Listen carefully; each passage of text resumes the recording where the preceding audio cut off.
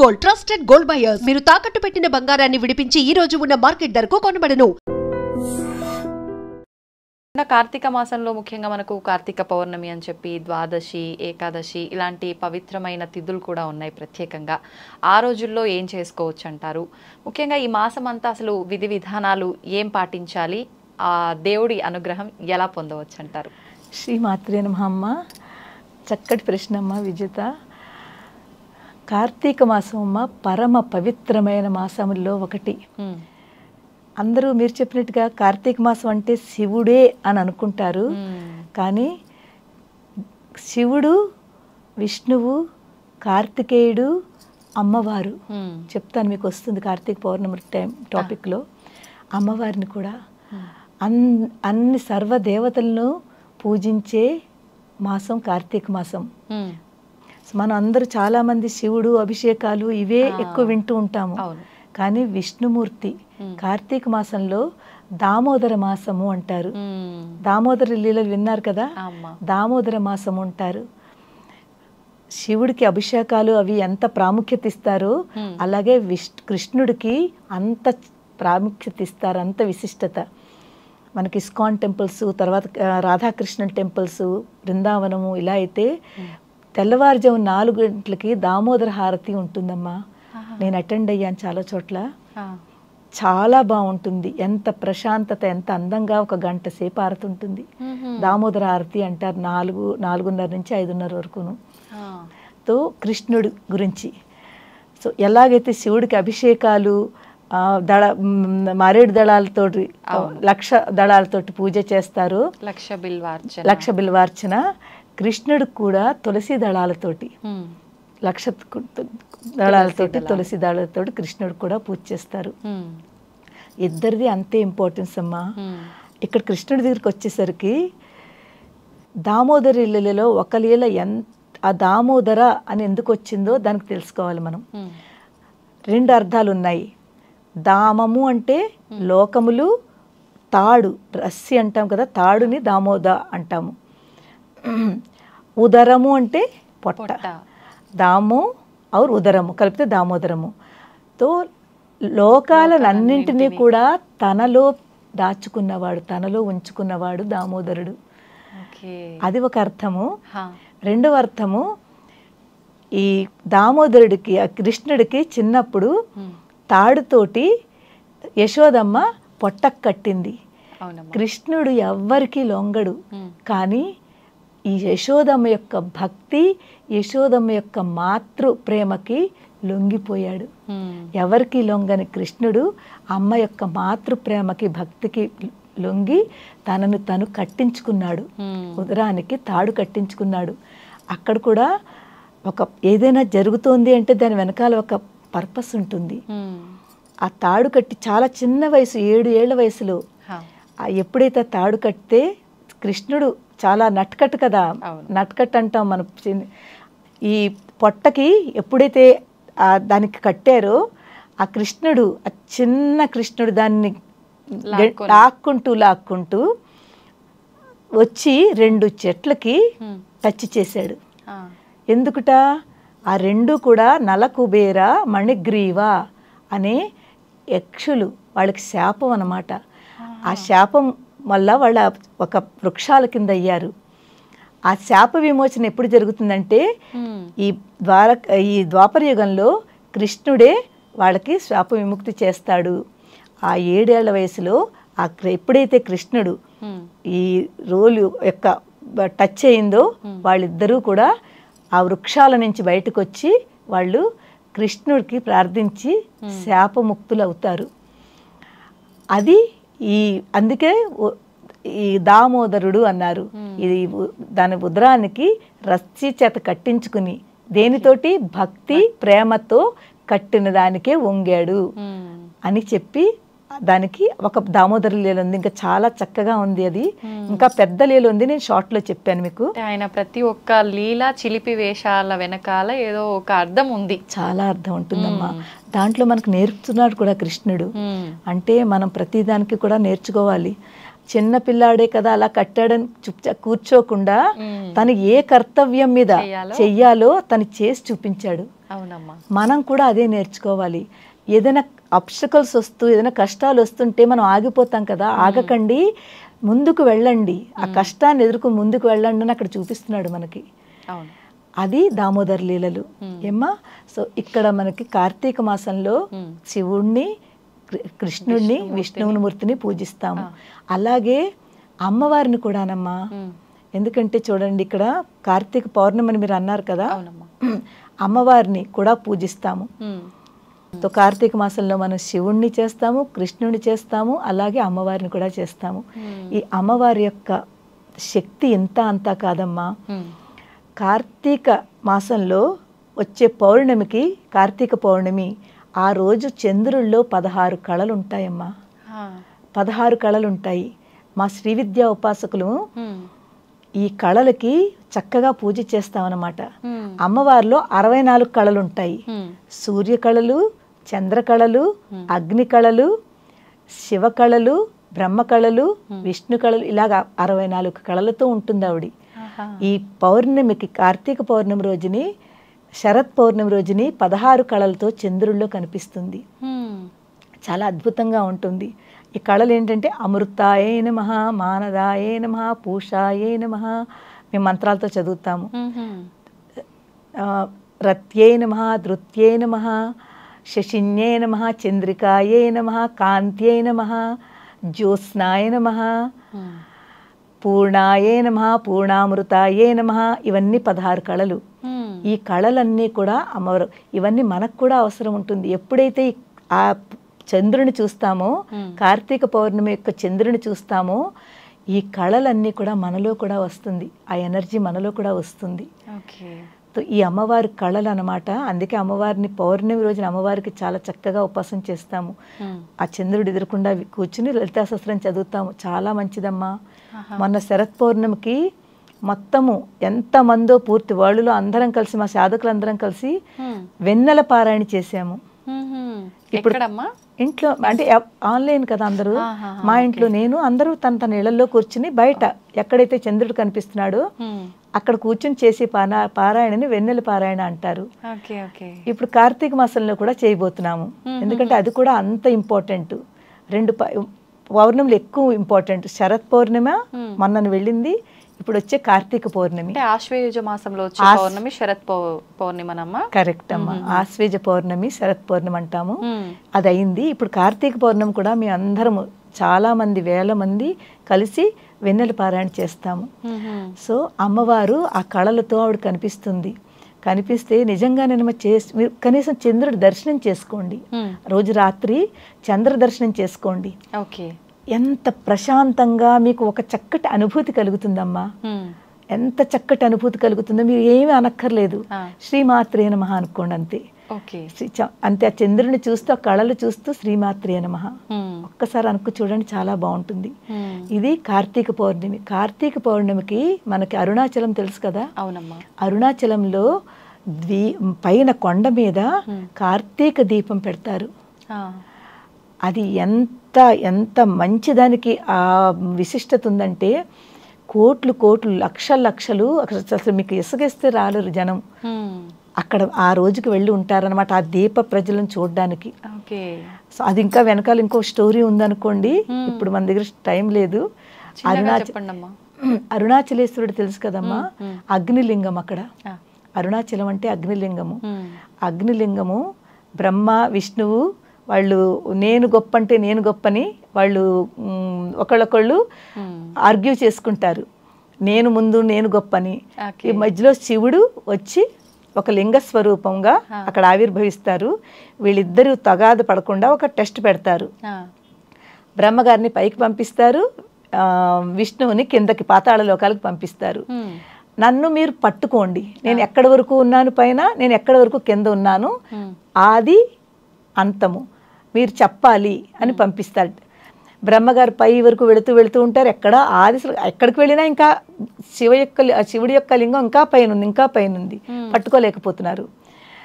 కానీ అక్కడ అతను ఒక మొగలు పువ్వు ఒక ఆవు రెండు కనిపించాయి. ఓకే. కనిపిస్తే వాళ్ళకి చెప్తాడు, ఇక్కడ మీరు ఉంటున్నారు, ఎప్పటి నుంచి ఉంటున్నారు, మీరు చూసారా అంటారు. చూస్తే వాళ్ళు పాపం ఏమి చెప్పరు సమాధానం. ఈయనంటారు, ఒక పని చేయండి, మీరు ఇక్కడి నుంచి ముందు నుంచి ఉన్నారు కాబట్టి మాకు తెలుసును, మేము చూసామని ఒక అబద్ధం ఆడమని చెప్తాడు బ్రహ్మగారు. అది సాక్ష్యము. విష్ణుమూర్తి శివుడు అడిగితే మాకు తెలుసును, శివుడి యొక్క ఆది మేము చూసాము అని చెప్పమని చెప్తాడు బ్రహ్మ. అలా అంటే వాళ్ళు పాపం అయ్యో బ్రహ్మగారు కదా, బ్రహ్మగారు అంటున్నారు అంటే ఎలాగంటారు, అలా అని ఆ మొగలు పువ్వును పట్టుకొస్తాడు, ఆవును కూడా పట్టుకొస్తాడు. పట్టుకొచ్చి చూసి ఇదిగో నేను చూశాను, ఇదిగో వీళ్ళు నాకు సాక్షి ఉన్నారు అని చెప్తాడు. నవ్వుతాడు శివుడు, తెలుసు అన్నీను. విష్ణుమూర్తి కింద వరకు వెళతాడు, వచ్చేస్తాడు. ముందు బ్రహ్మగారిని అడుగుతారు, ఏం చేసావు, నీకు కనిపించిందా, ఎక్కడ స్టార్ట్ అయిందో. అయింది, ఇదిగో వీళ్ళిద్దరూ ఉన్నారు సాక్ష్యం అడగమంటే మొగల పువ్వు ఒప్పుకుంటుంది. ఆవు ఏమోను ఈ ముఖం ఉంది కదా, ముఖముతోటి ఒప్పుకుంటుంది, చూశాను నేనని. తోక ఉంటుంది కదా, తోకని ఇలా ఊపుతుంది, అంటే నేను చూడలేదు అని. అందుకే ఆవుకి పృష్ఠభాగము చాలా ఇంపార్టెంట్. ఆ పృష్ఠభాగము పవిత్రమైందనమాట. అబద్ధం ఆడలేదు కదా, ఈ ముఖం అబద్ధం ఆడింది. అందు గురించి ఆవుకి ఎప్పుడు కూడా మనం దండం పెట్టుకోవాలి అంటే పృష్ఠభాగము. మొగల పువ్వుకి ఏ పూజకి పనికిరావని ఆయన శాపమిస్తారు. విష్ణుమూర్తి నిజం చెప్పేస్తారు, నేను అంతం పట్టుకోలేకపోయాను అని చెప్పేస్తారు. అందు గురించి ఇప్పుడు ఏమిటి అర్థమైంది, విష్ణువు గొప్ప అని. అందుకే విష్ణువుకి దేవాలయాలు పూజలు అన్నీ ఉన్నాయి, బ్రహ్మగారికి ఎక్కడా లేదు. ఆయనకి శాపం అన్నమాట. సో ఇదంతా అరుణాచలంలో జరిగింది. ఈ స్టోరీ అంతా జరిగింది అరుణాచలం. అందుకే అది అగ్నిలింగం అంటారు. తొలి లింగం అనమాట అమ్మా. మనకి శివలింగం అనేది అసలు ఆవిర్భవించింది అంటే ఈ దీంతోటే తొలి లింగము అరుణాచలంలో ఆవిర్భవించింది. చాలా విశిష్టత. అరుణాచలంలో రమణ మహర్షి అని, ఆయన ద్వారా మనం చాలా తెలుసుకోవాలమ్మా. ఆయన అసలు సాధన తపస్సు అంటే ఏమిటి అన్నది ఆయన ద్వారా తెలుసుకోవాలి. మేము వెళ్ళాము, లాస్ట్ ఇయర్ మేము అక్కడే ఉన్నాం. ఈ టైంలో ప్రదక్షిణ చెయ్యాలి, 14 కిలోమీటర్ల గిరి ప్రదక్షిణ. అక్కడ శివపార్వతులు, కార్తికేయుడు ఇప్పటికీ కూడా కొండ మీద ఉంటారు, నివసిస్తూ ఉంటారు. ఎంత తపోభూమి అమ్మ, తపోభూమి అది. ఎంతమంది అక్కడికి వెళ్ళి తపస్సు చేసుకుంటారు. ఇంకా చాలా విశిష్టత ఉంది. సో అలాంటి అరుణాచలము, అక్కడ దీపం వెలిగిస్తారు కార్తీక మాసంలో పౌర్ణమి రోజున. కార్తీక దీపము చాలా చాలా పెద్దది ఉంటుంది, కొన్ని గంటలు అది ఆ దీప వెలుగుతూ ఉంటుంది. ఆ దీపం దర్శనం చేసుకుంటేనే మనలో ఉన్న ఆ పాపములన్నీ పోయి మనకి చక్కటి మనశ్శాంతి, ఆనందము కలిగి మంచి దైవీయ భావన పెరుగుతుంది. ఆ శివశక్తుల యొక్క శక్తి మనలో కూడా వస్తుంది. ఓకే అమ్మ, ముఖ్యంగా కార్తీక మాసం అనగానే నది స్నానాలకి ప్రత్యేకత, దాని గురించి తెలియజేయండి. ఇక్కడ నదీ స్నానం కార్తీక మాసంలో చేయవలసింది 5 ఉంటాయమ్మా. ఒకటి మనము నదీ స్నానము, అలాగే విష్ణువులు అభిషేకములు, ఈ అదేంటి బిల్వ దళపత్రాలు పూజలు, ఇవన్నీ ఉంటుంది. జపం చేసుకోవాలి. కార్తీక మాసం అంతా కూడా మంచి మాసము, వీలున్న మట్టుకి జపం చేసుకోవాలి. అలాగే చక్కగా ఆరాధన. ఈ కార్తీక స్నానంకి ముఖ్యత ఏంటంటే ఎర్లీ మార్నింగ్ లేచి ఆ నదులు ఎక్కడెక్కడ దగ్గర ఉంటే ఆ టైంలో కార్తీక మాసం అంతా కూడా ప్రకృతిలో శక్తులు ఉంటాయమ్మా. ప్రకృతిలో శక్తులు ఉంటాయి. తర్వాత నీరేమిటి, చక్కగా జలతత్వం. అది జలతత్వం ట్రాన్స్పరెన్స్గా ఉంటుంది, ప్యూర్గా ఉంటుంది, ప్యూరిటీ అనమాట. ఎప్పుడైతే ఆ టైంలో తెల్లవారుజామునే కదా ఎప్పుడైనాను దాంట్లో మనం స్నానం చేస్తామో మనం కూడా స్వచ్ఛంగా ప్యూర్గా ఉంటాము, శుద్ధతగా ఉంటాము. ఆ భావన వస్తుంది. ఆ కార్తీక మాసము ప్లస్ ఆ శుద్ధత, ప్యూరిటీ, ఆ ట్రాన్స్పరెన్సీ అంతా మనలో కూడా కలుగుతుంది. ఆ శక్తి మనకు కూడా లభిస్తుంది. అందు గురించి స్నానం చేస్తాము, పవిత్రంగా ఉంటాము. ఈ నెల్లాళ్ళు కూడా చక్కగా పవిత్రంగా ఉంటారు, సాధన చేస్తారు, జపం చేస్తారు, పూజలు చేస్తారు, ఆరాధన, ఇవంతా కూడా చాలా బాగా. ఇక్కడ మనకి ఏకాదశి, ద్వాదశి అని వస్తాయి. మా నార్త్ సైడ్లో అయితే ఏకాదశి చాలా బాగా చేస్తారు. తులసి వివాహం ఉంటుంది. తులసి వివాహం రెండో రోజు మనం అదే సేమ్ క్షీరాద్వాదశి అంటాము. వాళ్ళు తులసి వివాహం అని ఏకాదశి చేస్తారు, మనం ద్వాదశి చేస్తాము. ఆ తులసి వివాహం అంటే శాలిగ్రాముడు తులసికి వివాహము. మనం ఎంత చక్కగా ఇంట్లో మనం పెళ్లి చేస్తామో అదే విధంగా అంత భక్తితోటి తులసికి శాలిగ్రామ్కి వివాహం చేస్తారు.